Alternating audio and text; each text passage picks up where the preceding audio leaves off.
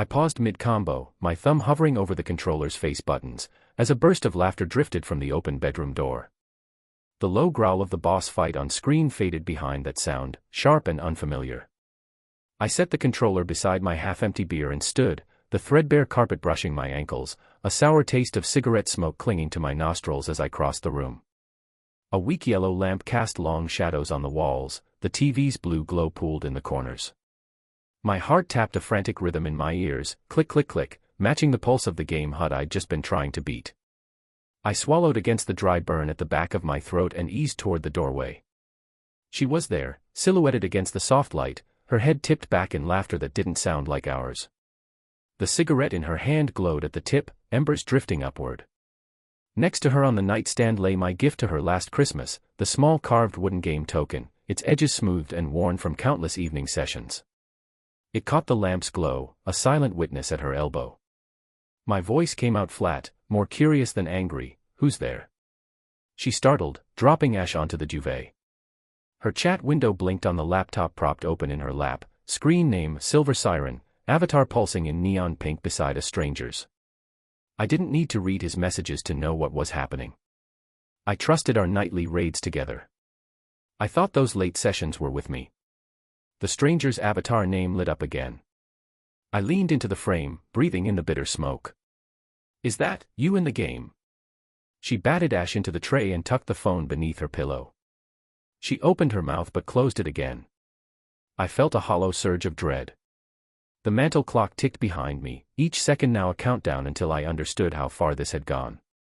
My pulse thundered, but I forced a slow inhale, counting to 4, then exhale to 4. "Stay calm." I stepped fully into the room, my shoes making faint scuffs on the hardwood floor. The air smelled of stale nicotine and something sweeter, her perfume, mingling with the smoke. It made my stomach churn.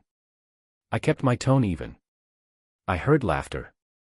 "I thought you were at my dad's," she said, voice tight. "You know, that big project I offered to help him with." She gestured vaguely toward the now dark reading lamp on her desk. My hand drifted to the coffee table, brushing against the smooth face of the wooden token.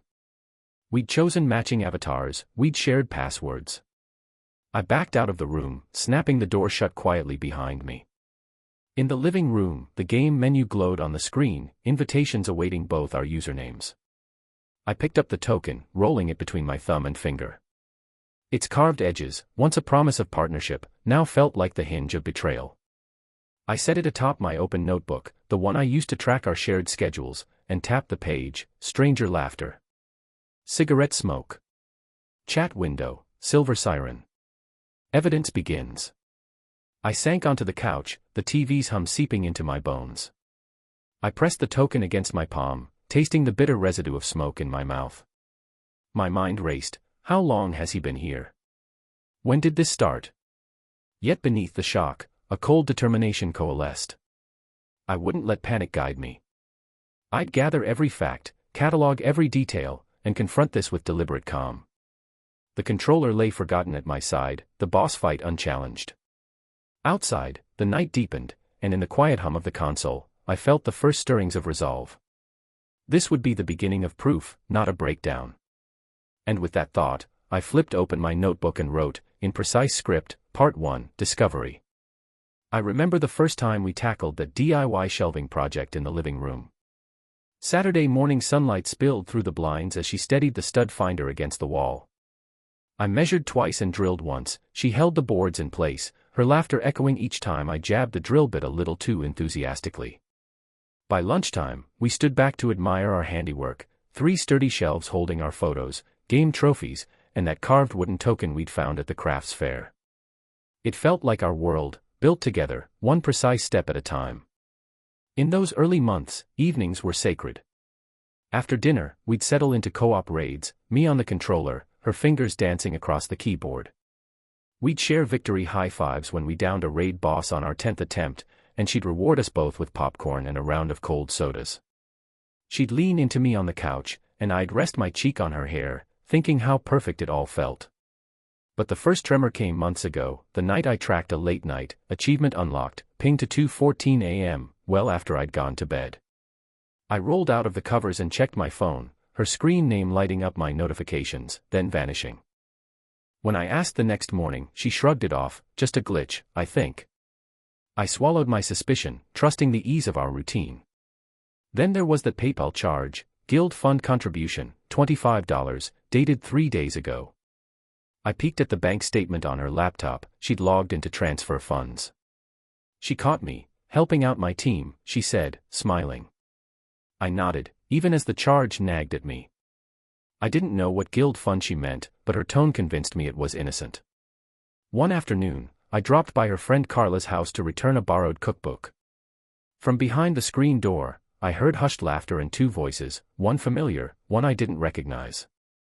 Carla said, "You two must have had a blast last night." My chest tightened. Last night? Carla replied, "Yeah, SILVERSIREN and Jake went to that 24-hour diner downtown." I froze. SILVERSIREN was her avatar name. Jake. The only Jake I knew was our personal trainer, but he never gamed. I left the cookbook on the porch and walked to my car in a daze. That evening, I returned home under the pretense of checking email, but really to watch her. The wooden token rested on the coffee table, just where we'd left it. I moved silently to the couch and stared at her monitor. She ducked under my sight line when I appeared, muttering something about finishing, just one more quest. Her fingers flew across the keyboard, and I caught glimpses of a chat window entitled, Private Message. I went to bed that night tasting bile, my mind spiraling with questions I refused to voice. Over the next week, I began keeping a discreet log in my notebook, date, time, anomaly. I saved screenshots of the PayPal notice and bank statement pages, printed them out, and slipped them into a folder labeled Questions. I noticed the ashtray on her desk filling faster with small cigarette butts. Ours had always been menthol filtered, but these were Turkish Royals, longer and thicker. One evening, I lifted a butt with a tissue and tucked it into a resealable bag, tagging it, Evidence A. Late one night, I used her phone's unlocked screen to back up the gaming app's data. I scrolled through private messages, playful banter, flirtatious emojis, plans to meet after a boss clear. My heart pounded, but I kept my face still. I noted timestamps, 3:05 a.m., 3:47 a.m., 4:22 a.m. Each ping felt like another empty promise. Then I checked our shared calendar. She'd blocked out time, off, family visit, for 2 consecutive nights last month. I googled the address she'd entered, a bed and breakfast 30 miles away. When I called the inn, the clerk confirmed a Ms. Allen stayed for one night on that date, but in a different guest house than she claimed. My chest went cold. Subtle signs surfaced everywhere. I found one of her lipstick-smudged coffee cups tucked behind other dishes in the dishwasher, Starbucks roast, not our usual blend. I reread our text threads, entries where her replies were curt, punctuated with ellipses. I saved voice messages she deleted, her laughter overlapping another man's. Each clue deepened my hurt, but also steeled my resolve. I revisited our wedding album one night, tracing her veil's lace with my fingertip and feeling the weight of every vow I'd kept. I took the carved wooden token off its shelf and examined its worn edges, thinking how I'd once believed our bond was as solid. Now, it served as my reminder of careful observation. By the time I closed my notebook that Friday, pages filled with receipts, screenshots, recordings, and whispered rumors from friends, I had a dossier of half-truths and contradictions. The foundation of our life together had cracked, but in its rubble lay every fact I'd collected. And in that quiet inventory, I found the first spark of purpose. I would marshal each piece of evidence, each small betrayal, into a systematic response. I would not collapse in despair. I would forge a path to justice, one measured step at a time. I woke the next morning with a clear sense of purpose. The carved wooden token, once a symbol of our shared victories, sat beside my laptop, its edges worn smooth. I poured a cup of black coffee, the bitter aroma centering me, and opened a fresh document titled, Roadmap to Resolution. Beneath it, I laid out the steps I would take, each grounded in precision rather than emotion. 1. Retaining legal counsel. By 10 a.m., I was in the lobby of Hartwell and Green Family Law. My portfolio, bulging with printed screenshots of late-night chat logs, PayPal receipts, the sealed bag of Turkish Royal cigarette butts, sat heavy in my hand. Attorney Miranda Green greeted me with calm professionalism and ushered me into her paneled office. She reviewed my exhibits in silence, the private message threads timestamped at 3:05, 3:47, and 4:22 a.m., bank statements showing guild fund transfers, the INS guest register printout confirming my wife's stay under the wrong address. When she looked up, her expression was serious but not judgmental. "You've assembled a thorough record," she said. "Let's preserve this underprivilege. I'll file an engagement letter today, then we'll draft petitions for temporary custody and asset preservation." As I signed the retainer agreement, I felt the weight of indecision lift. Each signature affirmed my transition from betrayed husband to strategic advocate. 2. Confidants and professional allies. That afternoon, I called my brother, Eric. Over a steaming bowl of pho at our neighborhood spot, I spread out printed exhibits and walked him through each detail. He nodded thoughtfully. "Your evidence is airtight," he said. "I can help with the technical side, setting up surveillance and preserving digital logs." Later, I met with Dr. Patel, a psychologist and longtime friend, at her home office. She reviewed behavioral notes I'd taken, late-night laughter I'd overheard, my wife's shifting posture when I entered the room, and explained how microexpressions often reveal guilt. She advised I record any future conversations discreetly, ensuring admissible audio evidence. Between Eric's tech support and Dr. Patel's insights, I felt the support of a quiet team united by purpose. 3. Evidence preservation. That evening, I backed up my wife's phone to an encrypted external drive. I exported chat histories, location logs from the gaming platform, and deleted voicemail snippets she'd thought erased. Each file I copied generated a checksum, confirming its integrity. I placed the drive and the original shredded cigarette evidence into a small safe I'd installed beneath my desk. I ordered a set of time-stamped USB security keys, then transferred all digital evidence onto them, chat logs on key A, financial records on key B, recordings on key C, labeling each clearly. Next, I printed out the most critical exhibits on archival paper and bound them into a presentation folder stamped, Exhibits for Hartwell and Green. Finally, I cataloged every item in a spreadsheet, date collected, description, storage location. As I clicked Save, I felt a surge of confidence. Nothing could be lost, altered, or dismissed as hearsay. 4. Formal proposals and notarization. On Monday morning, I met Jenna, our colleague turned notary, at her office near the courthouse. I presented her with copies of the custody proposal drafted by Ms. Green. Legal custody, joint decision-making, primary physical custody with me. Visitation, every other weekend, alternating holidays, and summer break scheduling. Support, temporary child support per state guidelines, plus spousal support. Jenna stamped and signed each page, then sealed the documents in an attorney-marked envelope. Next, I notarized an asset division spreadsheet listing our home equity, retirement accounts, savings, and personal property, the mantel clock, the gaming console, and the carved wooden token. With each embossed seal, the proposals gained tangible legitimacy. 5. Technical and physical surveillance. That afternoon, Eric and I installed discrete cameras in the hallway outside our bedroom and in the guest room office where she'd met her virtual acquaintance. We chose models with 1080p resolution and date-time overlays.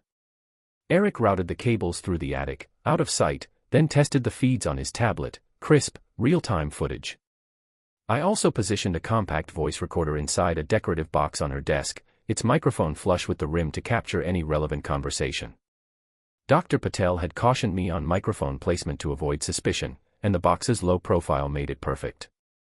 Each device bore a small white label, Cam 1, Cam 2, and so forth, to match my evidence spreadsheet. 6. Financial planning and asset negotiation. Midweek, I met with our financial planner, Simone, at her firm's conference room. I handed her the asset spreadsheet and asked for her projections on equitable division. We discussed scenarios. Home equity, splitting 50/50ths, though my primary custody case might warrant a larger share. Retirement funds, each party retaining individual APY-bearing accounts. Savings and investments, freezing joint accounts pending final decree, with monthly review thereafter. Simone prepared a summary report, complete with tax implications and future cash flow forecasts, and forwarded it directly to Ms. Green. I left with a clear understanding of our shared finances and how best to safeguard my daughter's future. 7. Rehearsal and preparation for hearing.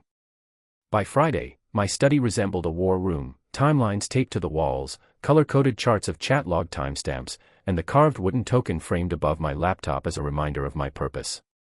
I rehearsed my testimony aloud. On March 22 at 2:14 a.m., Exhibit A, Ms. Allen's private chat with Phoenix Writer indicates. My voice grew steadier each time. That evening, I received an email from Ms. Green. Upcoming, hearing scheduled for July 10 at 9 a.m. Submit final exhibit list by July 1. A date. A deadline. Progress laid out in professional terms. I closed my notebook, exhaled deeply, and felt the tension in my shoulders ease. The path was clear. My resolve, once fueled by shock, was now anchored in methodical action.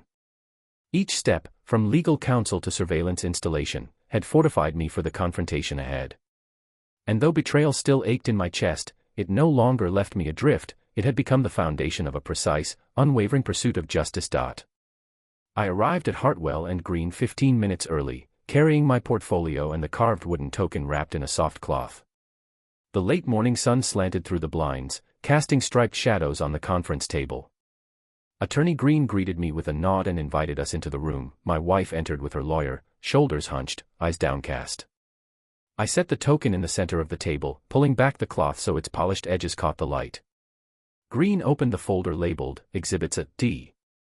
We'll begin with Exhibit A, private message screenshots from March and April, she said, clicking her remote. The chat logs filled the screen, playful banter turning intimate, timestamps in the early hours. My wife's face went pale as she recognized her own words.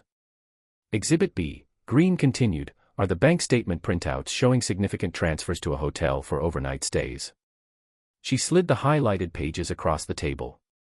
I watched my wife's lawyer's hand hover before she nudged them toward her client. I spoke next, voice measured. Those nights, you told me you were finishing projects with your father. I tapped the token. This token, my gift to you, was on our game table shelf. On March 22, it disappeared from its spot, and didn't return until 2 days later. I let the silence settle, then added, Exhibit C, surveillance footage from the hallway camera, time-stamped footage of you leaving the guest room at dawn, carrying a small duffel bag. Green advanced to the next slides, grainy black and white stills of her silhouette. My wife raised her head, eyes brimming. The token between us seemed to pulse with every memory of our evening spent laughing together. I picked it up, tracing its carved ridges, and placed it deliberately on her side of the table. Green clicked to Exhibit D, location history data from her phone showing GPS pings at that same downtown hotel. The coordinates matched the bank statement dates exactly. Taken together, Green said, voice even, these exhibits establish a clear pattern of deception. My wife's lawyer cleared his throat. She glanced at her client, then back at Green. We understand the evidence, she said, albeit reluctantly. I allowed myself a single breath of relief, then spoke softly, I'm not here to shame you. I'm here to protect what matters, our daughter and the life we built with trust. I've prepared a settlement proposal based on these facts. I slid a concise, bullet point sheet across the table, custody terms, visitation schedule, asset division. My wife's lip trembled. She picked up the paper, her trembling fingers brushing the token's smooth surface. She glanced at the wooden piece, once a symbol of our shared joy, and back to the sheet. With a slow exhale, she signed her name at the bottom. I signed immediately after, placing my pen down with a quiet click. Green stamped the agreement.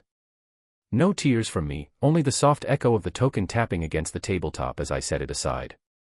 As we rose, I offered my wife a calm nod. She looked up, red-rimmed eyes meeting mine, and returned it. Outside the door, the corridor's bright light felt surreal. In my hand, I carried the signed settlement, in my mind, every methodical step that had led us here. The carved wooden token remained on her side of the table, a mute witness to both the betrayal and my unwavering resolve to respond with clarity and control. And in that silent exchange, I reclaimed not only the truth, but the first measure of my restored life. A week later, I held the final decree in my hands, its crisp pages outlining joint legal custody, primary physical custody with me, bi-weekly visitation for her, and a fair division of assets and support. I read the judge's signature twice, then exhaled a breath I didn't know I'd been holding. No victory fanfare, just the quiet satisfaction of order restored. That morning, I returned to our living room workshop. The carved wooden token, once a symbol of shared triumphs and now a reminder of deceit, sat atop my workbench.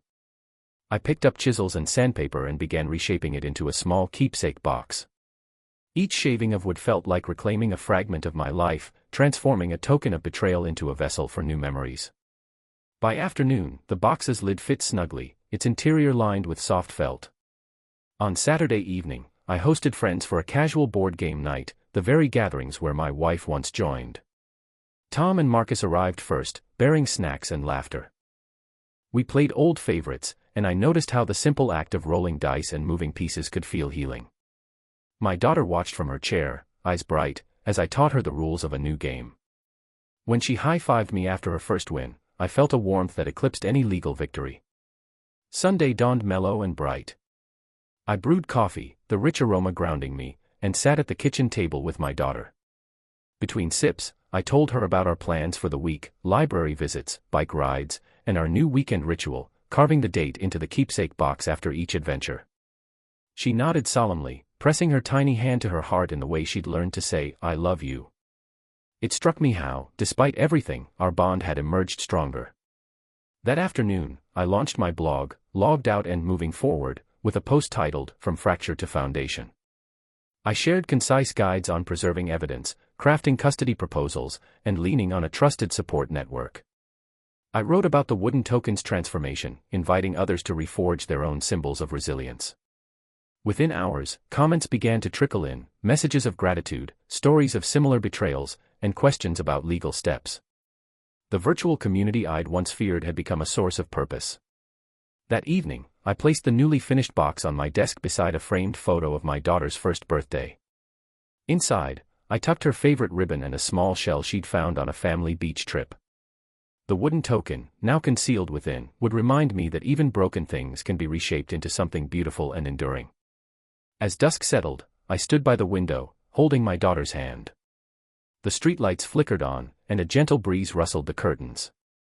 In that quiet moment, I felt complete calm, not because the past was undone, but because I'd met betrayal with reason, rebuilt my life with purpose, and opened a door to a future defined by resilience and hope.